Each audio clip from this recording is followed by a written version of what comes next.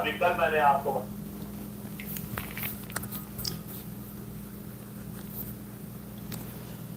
السلام عليكم. كان عامله يترو.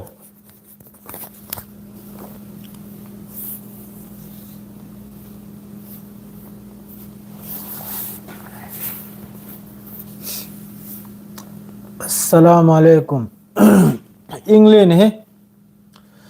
Comment पागा इन थोलक पनी live थोलक पसे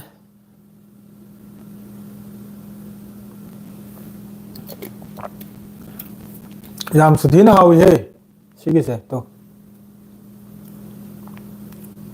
एखोई की संगोम का अलमराई की प्रोडक्ट नि संगोम दा एखोई की खजूर की ने खजूर की एखोई की अदुगी कनम ना याम ना हाउ नहीं जेन थोले जे कमेंट अदुम मयाम को कमेंट कनम तो ना कइनो नहीं स्क्रीन से ताउरी से ज्ञानम ता दे दे व्हाट इज दिस याम नुआई किधर था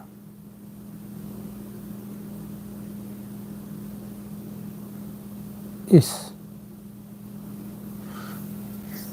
करी मोंग द लाइव नो ये स्क्रीन शॉट ते हाउ की गे नत्रदी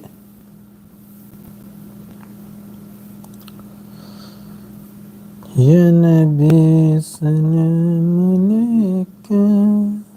सिकना दो ना भजन लापरम ते यंगी के सौंद सिकना दो ना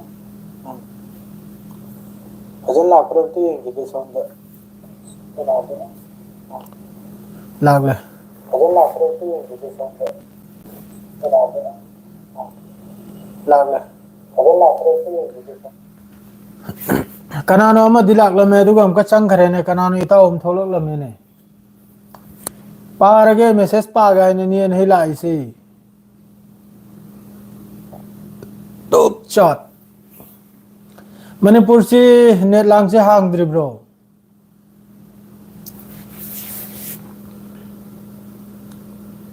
हमको मांग रहे लाग लमेगा हेलो भाई कोई है ऑनलाइन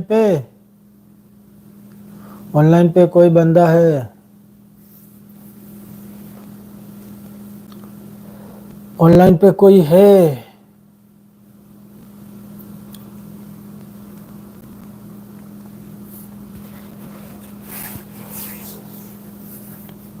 बहुत ठंडी आ गया सऊदी अरब में बहुत ठंडी है भाई जैकेट लाजिम चाहिए विदाउट जैकेट कुछ नहीं होता मरी जिस सूर्य कना कनानो खंगे को मेसेज कमेंट पागे कमेंट कना गुंबगे करे गुंबा हाइनिंग खनिंग बले हाइर ओ करे गुंबा सोय बगरा लरसु ताकपी रख लो दुनिया इन थोकले इसे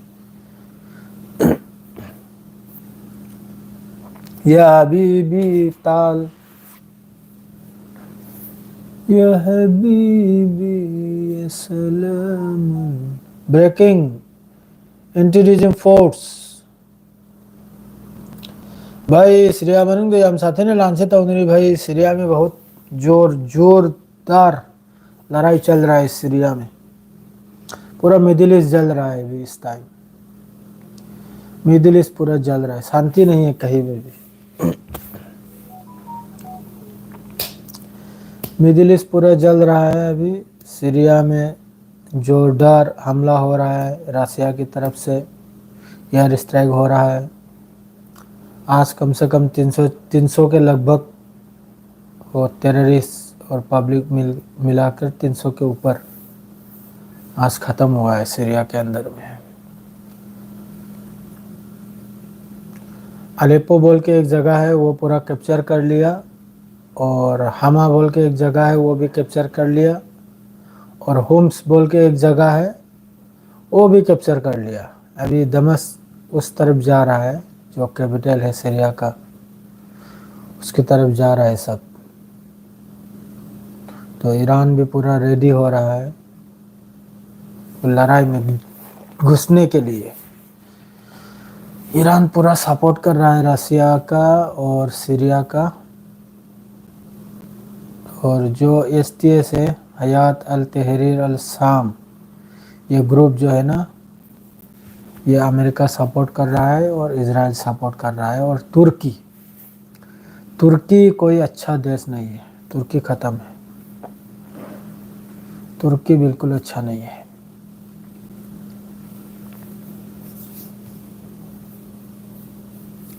हेलो भाई, मणिपुर में अभी पूरा 1 महीना होने वाला है, इंटरनेट बंद है। क्या कर रहा है सरकार कुछ भी मालूम नहीं है। कौन सा सरकार चला रहा है बस ऊपर वाले को मालूम है। कुछ भी हो इंटरनेट बंद, कुछ भी हो नेट बंद, कुछ भी हो वो बंद, कुछ भी हो ये बंद। बस वही नेट ही एक बचा हुआ है, उसको ऊपर में सब जाके ठोक रहा है नेट को। कनाम लेत्रो मी मंगा सी महई अखोई लोंदिन नबरा ना होय मेती पांगल ओरिब्रा हिंदी में चारिब्रा खंगद्रे को। भाई मैं सऊदी अरब में दम्माम में रहता हूँ। वालेकुम अस्सलाम नूरुल आमीन। कम तौरेगे ब्रो ऐसे अदुम कमेंट पागा थोलकने नूरुल आमीन भाई थोपी रखता जरे हिंदी अमक ngang हो रही नाबलडी अरबी अमक ngang नाबलडी आई इंग्लिश ने ग्राम तौखलानी इंग्लिश ना सुमते तंग तौसरा ने तुम खल्लिमने आइना पाव खर ने इंग्लिश ने excess excess excess of residence bro ai thoglak basidi okay excess of residence operation detonated an explosive device on an Israeli infantry force in Balata camp of Nablus occupied West Bank and shot down an Israel military Evo Max drone and took control of it while it was carrying out intelligence mission in the skies of the northern Gaza Strip. Kanam leitro o mi Nepal de sure hai. Ya ito biu bro Syria gi paw Syria si tao nanga ita ga hain rasinurul amin. Hojik Syria si da kam tawre ab nang comment du iranu ai ga nanga adum ne kanum do hain rasi.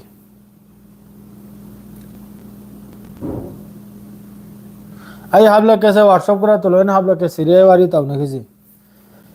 Syria से दा होजी कम तब रहे जो Syria दा होजी लान ताउंद्री सी मोहोगी HTS है ना हयात अल तहरीर अल शाम हरी वो ग्रुप तो असी ग्रुप से हाना सीरिया की लान मीदी की ठोक हिमना बा अदु असी ग्रुप से ना हारी हिमना वो सीरिया की होजी की सरकार ले बिसे ना मकोई मतलब तो जुलुम तो विसे नहीं बेदा बेद खाया दे सिया सुन्नी खाई दोक तना ने होजी लान हो रही वो कांगो सिने वो सुन्नी नहीं अदुगा सरकार पाली सिने वो सियानी फजना ज्ञान ताओ मकोई ना हाई सिने वो मकोई मथक तो जुलुम तवी अदुना मकोई होजिक सीरिया सी मपुम होइना आई पारे नंगी अकबर MD अकबर पारे नंगी ग्रुप ता नंबर दो हाबला अगाबा पाराबो कमेंट दो अदु होजिक लाइरिबा मोय लान हो रही वो कांगो सिने हारी मोय मथक ता जुलुम तौरी अदुगी मखोइने लान से हौबनि सिनि मखोइने पूरा सीरिया से मखोइने चलाइनि सिनि हजिकी चलाइदरु सिने कनाना हाबदा ISIS माद्रेदी कनोम अखोइ अल कायदा माद्रे हजिकी HTS से H हेन T टोल माद्रेदी S सीरिया खंगे दन HTS से तहरीर अल शाम मोय कनोम हाब ग्रुप तुनी दो मखोइने हारनो मखोइने हजिकी बसत सरकार से पूरा लौथोक लेगा मखोइना कनम तौबा सीरिया से मखोइना फंबा अदो मखोइना हारिम नबु मखोइ सुन्नीनी मखोइ मथक्ता सियाना नहंदगी जुलुम तौइसिनी फारे अदु यारसे कोइ मखै मा सुन्नीनी हजु लान होरेबा कांगलो से सुन्नीनी फिलिस्तीन सिदा नहंदगी सुयाम मी सीरीसे सिदा लान खंगबा कांगो अमना मद्रा चौचौबा कनम मखैना जे हारे इको हानगी मोलबी गुंबा लैत्राने अखोइगी सुन्नीगी चौचौबा लिदार अदुगुम कोंगाइम हारे आबो फारे माय मथक्तन हंदगी जुलुम तवी हदि अखोइसु यारगे महक सुन्नी मादु नहंदे मंगोंद खुजु खुलाय लेरिमनी इजराइल न फिलिस्तीन मनुंग द सुयाम सुन्नी हतखरी से सुयाम सुन्नी नाबा फिलिस्तीन हाइदि असु सुयाम सुन्नी हबक्रब जिरमाबु मयाम जना हंगी से सिनाव नंग करी पाइदन ले सिनाबा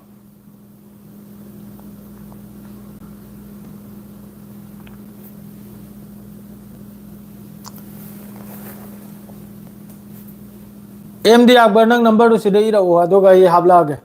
ना होय नंग व्हाट्सएप ता हाय आइन थारा ओय गी व्हाट्सएप नंबर दु दने हाय आई ने आइन थारा ओ अदोगा ये एड तौ जलगा नंग गिदो अदो असो जो मी महीना हार नबो नहंदगी फिलिस्तीन मनुंग द सुयाम मिचम सुयाम फिलिस्तीनी सुन्नी सुयाम नहापी हाथ खरसे नंग करी तौदन लैसिनी नंग हौजे अमका सिया सुन्नी हाइन तौथोरेसे मतमदुरदी फिलिस्तीन द सुन्नी मै हत्प कांदा ईरान न फुल सपोर्ट तौखी फिलिस्तीन की मादरेदी इराक न सपोर्ट तौखी हुती ने तौखी मादरेदी हिजबुल्लाह न तौखी अदो नंग अदुई मतमदुर नंग करी सपोर्ट तौद्रिसिनी नंग करी सपोर्ट तौद्रिसिनी नंग हौजिक सिया सुन्नी हाइदो इसे करी किनो सिनाबा असिदा मेन पॉइंट हम सिदा लै तुर्की की लोइने सी चालनी करी हाइदो हौजिक लेबनान दा मादरेदी लेबनान दा खुचु खुलाई चंगी से सीरिया ओइरगा चंगी नाबा मादुर सीरिया से पूरा कब्जा ओइखरदी लेबनान का मरी तक खरस ममांगैदा कैनोम नसो हमास नते हिजबुल्लाह की लीडर दो नाल हाथ खिब दो ममिंग दोक्ते काउखरे मोगी मेन लीडर हम लेरम बदो हसन नसरुल्लाह न ममांगैदा सु स्टेटमेंट हम पिरम याबा सीरिया खुत्तै चखिबदा फिलिस्तीन की आजादी लोई खराय सीरिया खुत्ता की हेक चखिबदा फिलिस्तीन लोई रहना सीरिया से पूरा कब्जा तौखिदो फिलिस्तीन लोई रहा फिलिस्तीन पूरा लोइरम सिदा कनाम तना करम तौबे यारो सिम मयाम खंगजलो करेगा दी जो तो खुचू खुलाई जो तो हमास की ओइगेरा वेस्ट बैंक दो ओइगेरा ना होय कनम दो ओइगेरा लोइना सि खुचू खुलाई से लोइना इखोय की सीरिया से ओइरगे चंगिम नि मोय मनुंगदा अदु इजराइल अमसो अमेरिका के चाल से न करिनाबदा सीरिया सी ग मरी सी यैथलबा मरी सी यैथत पुतुंदा हजिक मोयगी कनम हार मफम से सीरिया बॉर्डर सिदा मखोयना खजितंग कब्जा तौदन लयाबा इजराइल ने गेलोन हाइट हाइब्रा कना अदुई मफमदुदा हजिक लानमी याम सुथिन मखोय हजिक कनम तौरियाबा रिक्रूट तौरियाबा इजराइल की तरफ तगी अदुई मफमदु पुरा लौजल बेदमक्ता अदु सोमदा हजिक सीरिया दा लान हौबो कांगु सिने सीरिया से पूरा कैप्चर तौखिबै तुंगदा अदुई मफमदु इजराइल ने लौजल खरनी टुकड़ा टुकड़ा ओखरनी सीरिया से टुकड़ा तो गोलन हाइट तो अदुगी दु पूरा लौजल गदौरबिना बा हजिक पूरा अदुरम होय हजि रिक्रूटिंग तौदना लानमी सी यामना पुंजनदना मखोयगी एयर फोर्स ते होना मादरेदी इन्फेंट्री आर्मी दे होना इजराइल ने सी याम साथीन सेम सारेबा अदरे सोमदा अमका ईरान सु अलोइबिगी लान गुमना याम साथीन सेम साधना अदरे मोय सैटेलाइट करा मरांग नालदो अम पूरा सक्सेस ओइखरमनी अम थागत खिबने अदुम तौदना हजि ईरान सो जिक चंगद्रियाबने लान सिदा पूरा ओइन चंगद्रिया मासु पूरा ओइन चंगनाबा अदु हसन नसरुल्लाह ना हारम इदुन मतमदुर सीरिया खुते लोइखिब कांदा फिलिस्तीन लोइरमने हायना करे फिलिस्तीन लोइबे मोंग दे कनो फिलिस्तीन दर खुचु खुलाई चंगद्रे दे कनो लोइन तक ठोकरनी सेकेंड अमतनी हौजिक सु कनो हौजिक काना हौजिक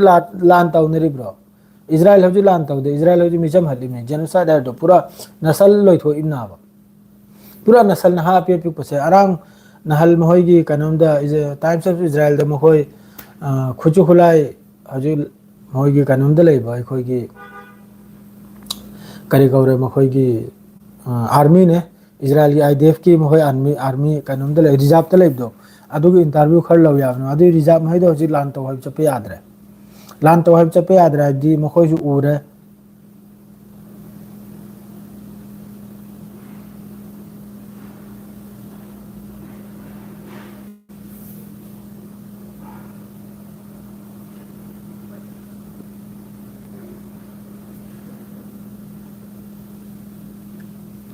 पांगने मादो हजिकी मोहदुन स्टेटमेंट पीरिम करिनो हबद ममांगैद लान तौरमबद मखोयना थमलंबा अंगांग मखैदो अदुना हजि खुचु खुलाई पारगा मोहयगा कापने से आईडीएफ का अदुना हजि नहा महिसेम गेम तो थंबा यादा माना साफ अदुदा हजि मखोयना नहा महि थमलंगनी मथंगी लान होरपदा अदुना हमको खुचु खुलाई पारगा मोहयदा कापचलकने आय अदुई मोंगदिन मादो हजि सीरिया से करिनो हबद सीरिया से हजि लेबनान दसु मखोय याम साथेने खाइदोकन वे तौरमे शिया सुन्नी क्रिश्चियन चाद अहम मिले रिसे लेबनान दा खांगी ब्राने 30% शिया 30% सुन्नी मादरे 30% कनो क्रिश्चियन अदर 10% हम नबो अतोबो मिक्स खांगी ब्राने अदु खाइदो कन वे तोरम बदुदा चाक चादरे तावा अंकल के चारो ने होम द होटल दा माय मे अक्तर होटल फबम ले अदु खाइदो पुदु न हौद्रम नि अथो बदा अदम द सिसफायर तोरगा हौजिक सु हमास रेडी नि सिसफायर तोबे द मक्तम अदु याम साथ याम कन्न कनो मनुंग दा या खोइगी इंग्ले इताव सिदसु सुथिनी इंग्ले इंबगिदी अमक जैकेट नत्रदी थोकपा याम नत्रे अदु ngam मखोय अदुदा अदुना हौजिक हमासो हौजिक सिसफायर दा मासु या अयाब ले याबा अदो इजराइल ना हारिम नबु मी दु हान थादो उसिनी अदुई मतुंग सिसफायर गी वादो ngang nasi अदो हमास ना हारिम नबु मी सु थादो कनी लोन सु थादो कनी अदो परमानेंट सिसफायर गाजा मनुंग दो ओइनो थौता इसिनी दो गाजा मनुंग द नही सु हौजिक सु जबलिया के मनक मखोगी मरकाबा ते मखोगी व्हीकल अदुई मथक अल कासिम ब्रिगेड ना हमास ना दुसु अटैक तौरि नहीं गी नहीं एक्सप्लोसिव तौरि अदुम तौदना मसिंग मखा लेते मैं निनी हुमनी नहीं नुमित मरनी मंगाने से लाखरबे वीडियो मैम से पाई खरा आई लोइन डाउनलोड तौदन ले थबु खजितंग चिन्नननी मरकाबा ते माद्रे मखोगी व्हीकल माद्रे मखोगी लानमी द पूरा लेपने फेस टू फेस कापनरिमनी मांग तुमा अदुगुम वीडियो सो मैम ले अब मादु से व्हाट्सएप ता हायरके अदो हजिक तौरि मखैसे लोइन सी तुर्की सी करी हाइनी माबु करी मोंग दि चाइरगा थवाजी पेलगनी करिम त खंगे माना एर्डोगन अरांग स्टेटमेंट हम पिरई मरक सिदा सीरिया से दमस हजिकी सी औखरने आई मोहि लानमी मखैसे माना फजनी स्टेटमेंट से पिरम मिमी अदु यौखरने आई माइ लानमी से हजिक हुम सार से जो लौजलनी अद्रैदी हमा हरसु हुम्स हमा सी और हमा हुम्स मद्रैदी अलेप्पो सी ओइरगा चंगरिम नाबा मोहिगी लानमी मखैसे अद्र हजि रशिया की तरफ तगिसु याम साथीना कनुम से तौर याबा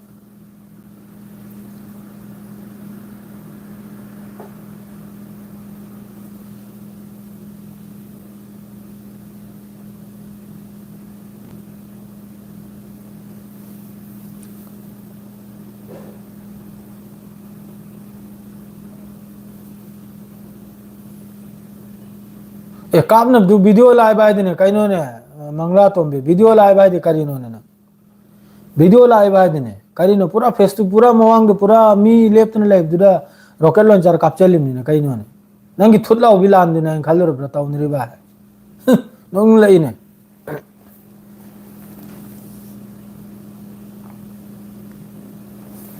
नंग करिमता खंग दे नंग कसु खंग लय सीरिया दा करी ओय हाइब दो सीरिया से करी ओय हाइब जनम कसु खंग दा हजिकता यामनो अवस्था ने मी चामरी मी चौम यांखै चामरी की मथकता हजिक एयर स्ट्राइक तौदे अदु सीरी मखै दु कनानो मिचम गांगतनी मिचम सियावरी माद्रेदी मखोगी लानमी सियावरी कनोंगी हजिक सीरिया की अदु मखोय मखैना हजिकता सियासुनी आइन तौखलाइसि सि लोइना इजराइल अमसों अमेरिका की चाल नाबा सियासुनी से खाइदोनी माद्रे तोंगाल तोंगाल ओइखरनी अद्रे मपांगल से सोंधखरनी ईरान से मपांगल सोंधरनी लेबनान से मपांगल सोंधरनी अद्रगी सोमदा इजराइल ना जम लंगधरनी लोयरे अदुम ला फिलिस्तीन से खुत्तै चखरे सीरिया से खुत्तै चखरे लेबनान से खुत्तै चखरे लोइना लेबनान मखोय लेबनान मनुंगदा आईडीएफ ना हारो मखोय ने चंगनिंग मतमदा चंगबा मखोय तौनिंग मतमदा तौबा अदुगुम मौंगदा सिसफायर तौनबे तौरमले अदुगा कनमले हिजबुल्लाह लेरिसि पूरा खुचुखलाय लोइन थमखिबा खुचुखलाय पूरा थादोखिबा अदुई मौंगदा तौनबे तौरमले सिसफायर से अदु याददना अलोइबदा 60 डेज की सिसफायर तौरिसि जो हिजबुल्लाह गना ताबा सिसफायर तौरिसि हौजिकता लेबनान अमसों फिलिस्तीन की नाबा माने हौजिक हमास की मतेंग तौरिसे हमास की नते हमास तगी नते अस्ता फिलिस्तीन दा जो मतेंग तौरिसि लोइना सिया कंट्री गांगखतनी ईरान इराक लोइना सिया गे मोहगी एक्सेस ऑफ रेसिडेंस आइन लेरिसे असि गांगतनी लोइना ईरान न सेमन थंबा मोहय ग्रुप महिदुननी हौजिक हमास ता हमास अमसुं फिलिस्तीन दा मथाय था महि लान तौनग्रिजे ईरान की करी मथौ ताबनो फिलिस्तीन दा लान तौबगी मा मुसलमान ने मा सपोर्ट तौरिम नाबा अदो हौजिक तुर्की मसामक इस्लामिक कंट्री ओइरेगा अदुगा इजराइल की ममई पाइरिमनी अमेरिका की ममई पाइरेगा हौजिक सीरिया मनुंग दसी तौहलिमनी दो सीरिया हौजिक पूरा लौजल खबि मतुंग मोहय की बफर जोन हाइब्रा करे आय अदु साखरनी हौजिक लेबनान बॉर्डर आयदा लेबनान के सीरिया का थंगना बायदा Madre खुचुखलाय chrome they चंगनी खुचुखलाय the मथौना बचंगबा chrome they चंगनी हायरो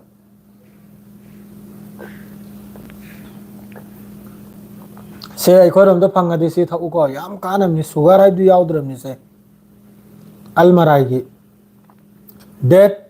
and milk खाई खंगिरना खजूर सुतीना हावी है एकदम सुतीना हावी बुतल तरुक तरेन अरांग लौजल लपा याम सुतीना हावी हक्सांग सुकानबा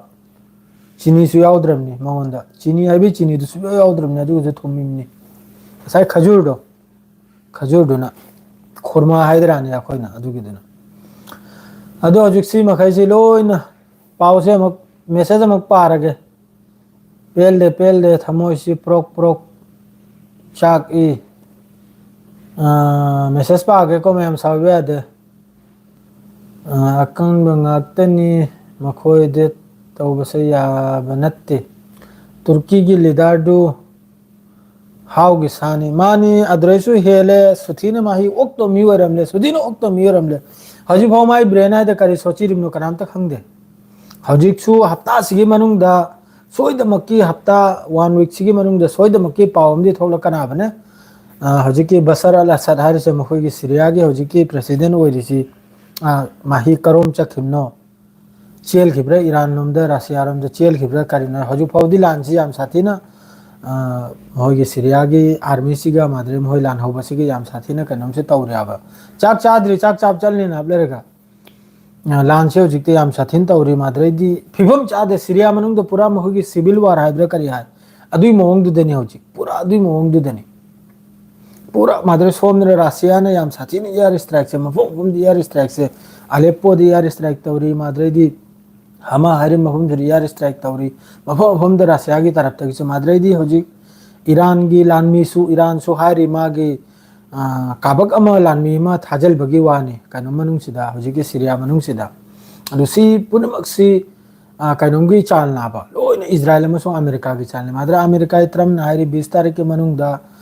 noi settlement am tawnra mo aduna tradi wa faroi kraigat khidana mi phadra lai khidu thadok pra na hoi ceasefire tobra karna na kursi ba famdring edaman odar se tawra kara adraidi lairiba country makai se loina mathul se sana kara khangi brane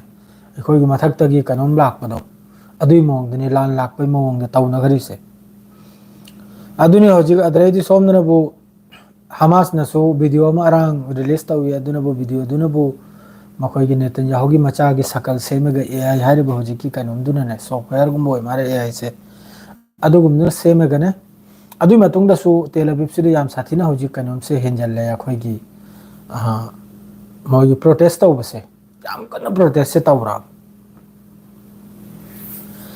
ismayam adu aro be ade marak se thabuk se kari khuchul na du mayam nahi su hojik su pung tara ma thoi gi airport am lai rimni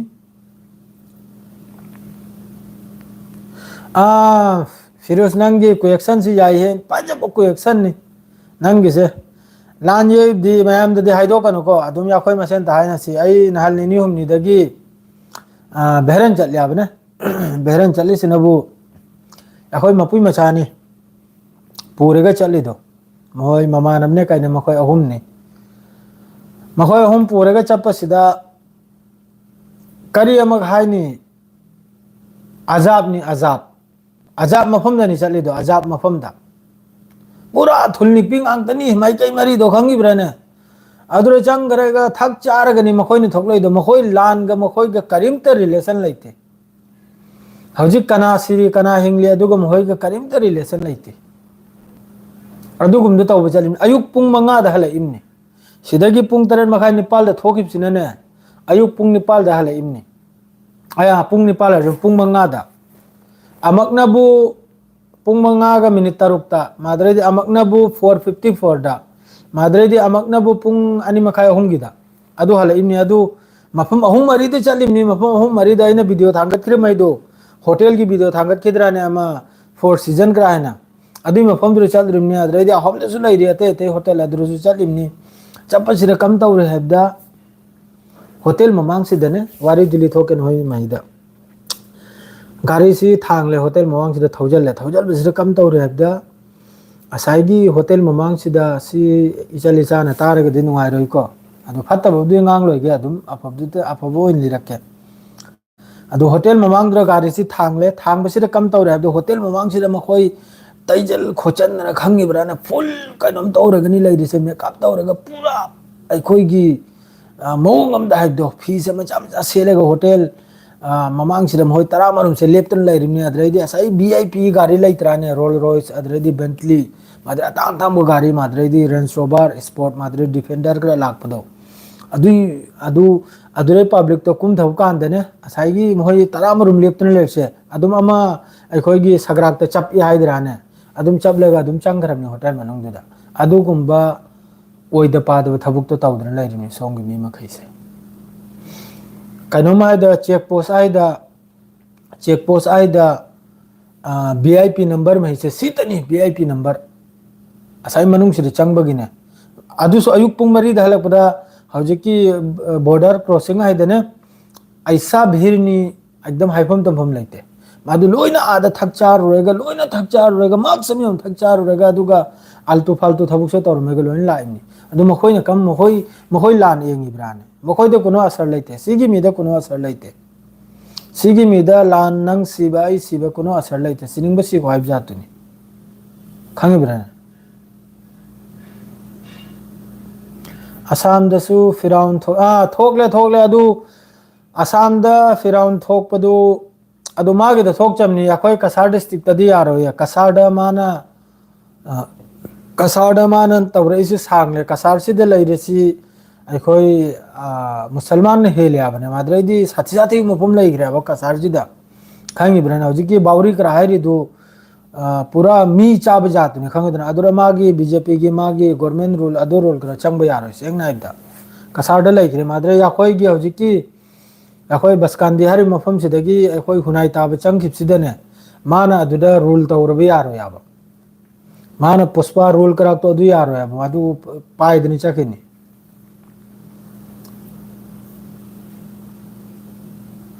मानी अकबर मा हौजिक फाउद Siya कनम Siya सिननी Hamas त lion मतेंग तौरसे खुचु खुलाई दे होना अदरे लांदे होना lion मक तौरसे सिदा सुन्नी अम भाव यावखिद्रिमनि सिदा मतेंग तौबसिदा फिलिस्तीन सिदा कतर खजिक तंग ngangi लोरे बस इजिप्ट हाइरे इजराइल की तंबाकता अखोय की फिगाव द फमिमनी माद्रे तुर्की हारे फिगाव द फमिमनी माद्रे दि सोमदा अखोय अरब सिना अदुम मरक मरक तने मतेंग दि तौद्रगा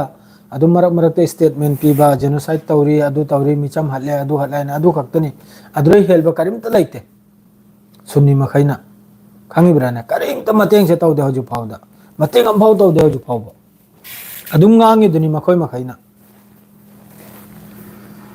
अदो अतई दी करे पाव सिन है गिदे सिदे लो हेलगे अदो आइसु थोअनिमनी मिनिट 30 योगिदोरो याम सांगले कांदे सिदे लो इजरगे हा व्हाट्सएप तो लो मके हाबलागे कना गिनो हजि जोला मखैदो मयाम हराउदन लइयो अदो यारगदि वीडियो से शेयर तो विरमु अदुगा सब्सक्राइब तो विरमु सिदे लो इजरे अस्सलाम वालेकुम याम सांगलो